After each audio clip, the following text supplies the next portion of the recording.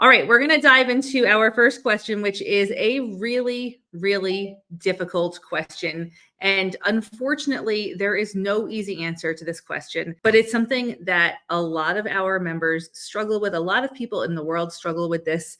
And that is, do you have any advice on my partner's marketplace bargain hunting addiction? Constantly buying things we absolutely do not need just because it was a good deal. We're renting and he's picking up sheets of wood, washing lines, bikes, tools when the tool shed is already full and there's literally nowhere else to store it. So it stays outside and gets weathered, rusted, ruined, and then he blames the landlord because we do not have a garage. I am at my wits' end trying to explain that it is his constant buying that we have no room for and we do not need, and that is causing everything to get ruined. I am stressed when we have house inspections because this is not the way that I want to live and not the house that I am proud of.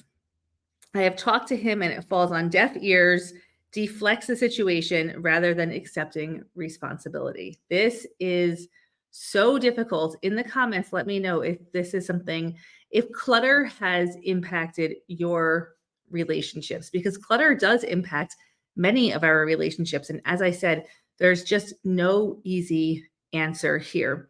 It really comes down to, well, number one, I think the most important question is, are you safe in your house?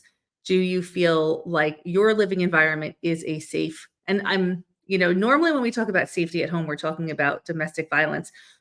Unfortunately, we don't really talk about some very common safety issues that we have with things: fire entrapment, tripping, things falling on you.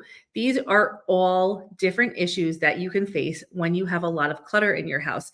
So if your significant other is creating an unsafe living environment, then that is definitely cause to escalate this issue to the next level, whatever that is for you. If you maybe insist on counseling, if you maybe need to move out because it's not safe for you, you have to put yourself first. You have to take care of you before anything else. And if this is an issue that is unresolvable, then it really is a decision that has to be made. Is this something I can live with or something I cannot live with? And sometimes just getting space from the situation can be helpful, just a little space from the situation.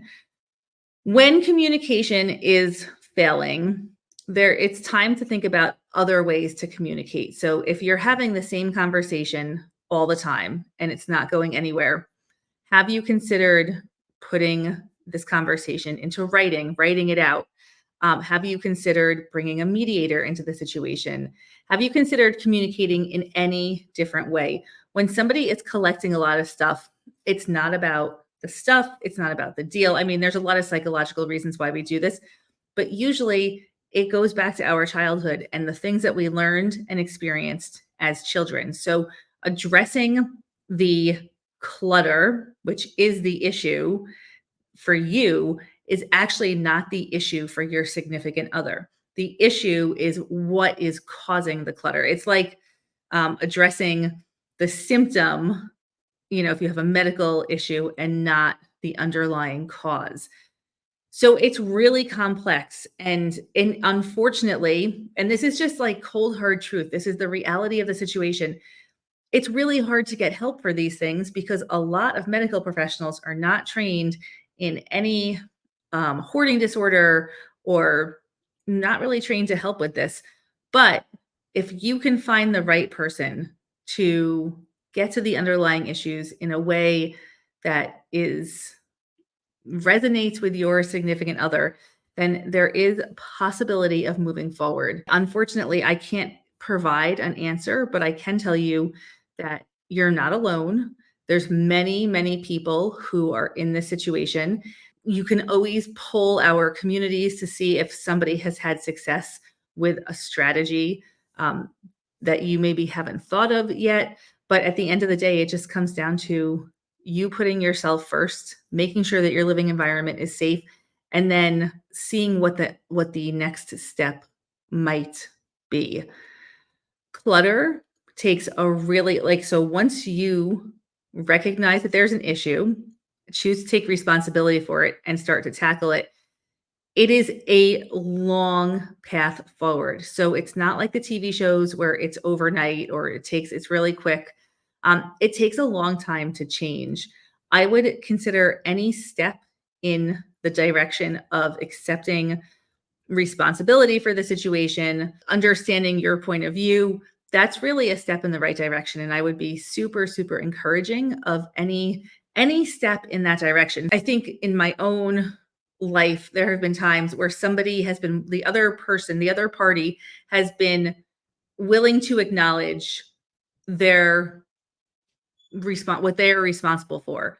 But then my response has been something like, but that's not enough, and that's not a helpful response. That is not a helpful response. Encourage any positive change in that direction. The more that you can support wherever the person is at, the better. And it's really also difficult to be the person who's the support person because it's so easy for you to say, oh, hey, we can just throw this out, throw it out, throw it out. But that can be really traumatizing to the person with the clutter. There is a path forward. It's just not fast and it's not easy. My heart goes out to you. So you find yourself in a very difficult situation, although not unique. So there is at least you can know you're not alone. Other people are struggling with this. Many millions of other people are struggling with the same thing.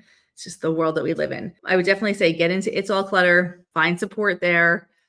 If your significant other does not choose to see a therapist or get support, I would suggest you find a therapist that you can talk to who can support you moving forward. Just figure out what your boundaries are with the clutter and how to navigate that.